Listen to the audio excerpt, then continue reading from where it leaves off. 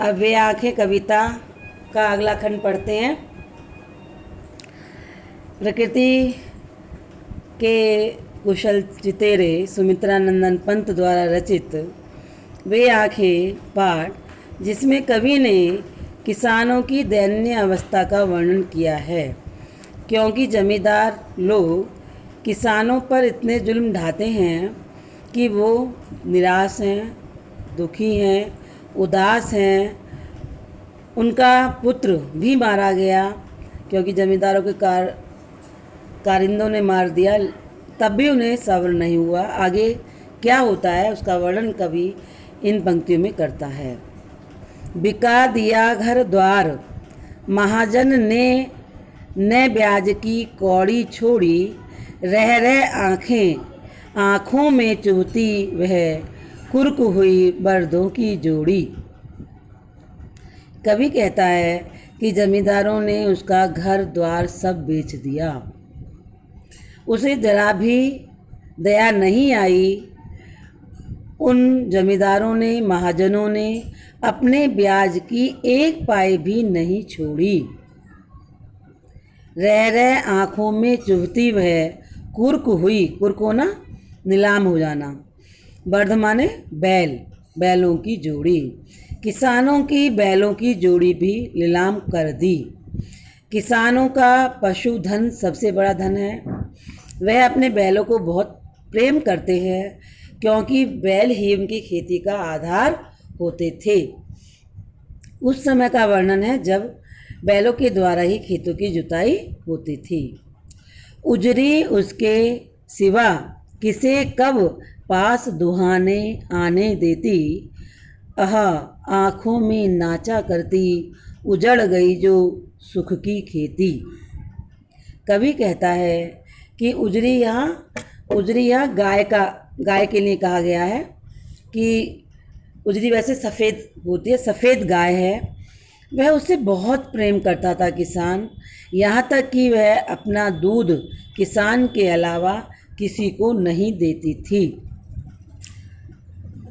जब वह उसकी गाय किसान को याद आती है तो उसे बहुत दुख होता है और रह कर उसके सुख की खेती अर्थात उसके खेत खलियान पशु सब उसे अपने आँखों के सामने नृत्य करते हुए दिखाई देते थे। अर्थात जब उनकी याद आती थी अपने सामान की, अपने खेत की, अपने पशुओं की, तो किसान बहुत दुखी होता था। बिना दवा दर्पण के घरनी स्वर्ग चली आँखें आती भर, देख रेख के बिना दूध मुही बिटिया 2 दिन बाद गई मर।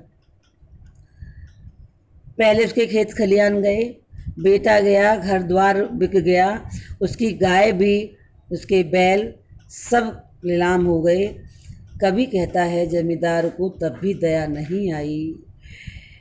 उसकी इतनी खराब हालत हो गई, एक एक पाई से वो तरस गया कि उसकी पत्नी, घरनी माने पत्नी, बिना दवा दारू के ही स्वर्ग चली गई अर्थात मृत्यु को प्राप्त हो गई। जब वह सोचता है तो उस किसान की आंखें आंसुओं से भर जाती हैं, उसका दिल भारी हो जाता है।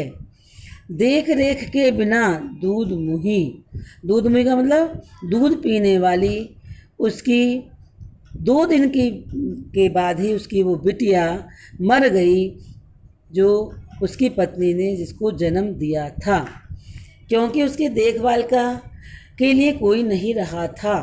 आज किसान जब उन बातों को याद करता है तो बहुत दुखी होता है।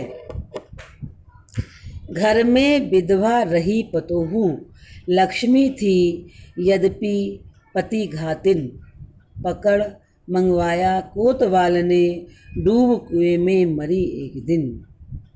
कवि कहता है जब उसका पुत्र मारा गया, जमींदारों ने मार दिया, तो उसके घर में उसकी जो पुत्र वधू थी वह विधवा हो गई। जब उसका विवाह हुआ था तब उस समय लक्ष्मी स्वरूपा माना गया था। यद्यपि पति घातिन, लेकिन आज वह अपने पति की हत्यारिन समझी जाती है, क्योंकि उसका पति जमींदारों के कारिंदों के द्वारा मारा गया। पकड़ मंगवाया कोतवाल ने, डूब कुएं में मरी एक दिन।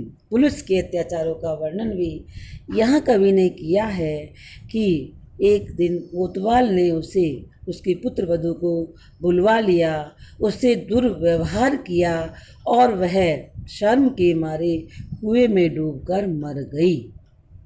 ऐसी अवस्था को देखकर किसी का भी हृदय बरबस दया से भर जाएगा। ऐसी स्थिति किसानों की कवि ने यहाँ वर्णन की है। खैर, पैर की जूती जोरू न सही एक दूसरी आती, पर जवान लड़के की सुधकर सांप लौटते फटती छाती। कवि कहता है कि किसान एक मन में सोचता है कि जो पत्नी थी, उसकी पुत्र वधू थी, वह मृत्यु को प्राप्त हो गई तो कोई बात नहीं है, दूसरी पत्नी आ जाएगी। दूसरी पत्नी आ जाती, उसका दूसरा विवाह हो जाता।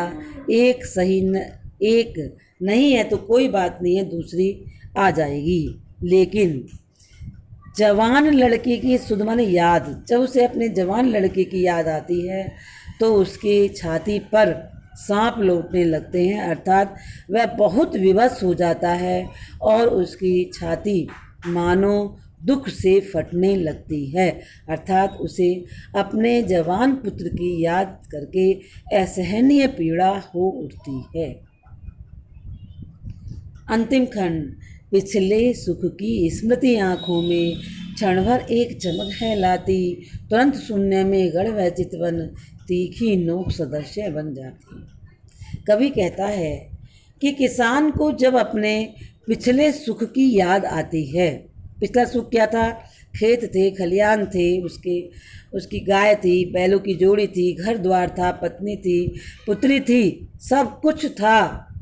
सुख से जब वह रहता था, स्वाभिमान की चमक उसके आंखों में थी, तो जब वह उसको याद करता है उन सब बातों को, तो एक क्षण के लिए वह उस सुख को याद करके आनंदित होता है, मानो उसकी आँखों में एक चमक आती है, स्वाभिमान जगता है। लेकिन तुरंत शून्य में गढ़ वह चितवन, तीखी नोक सदृश्य बन जाती।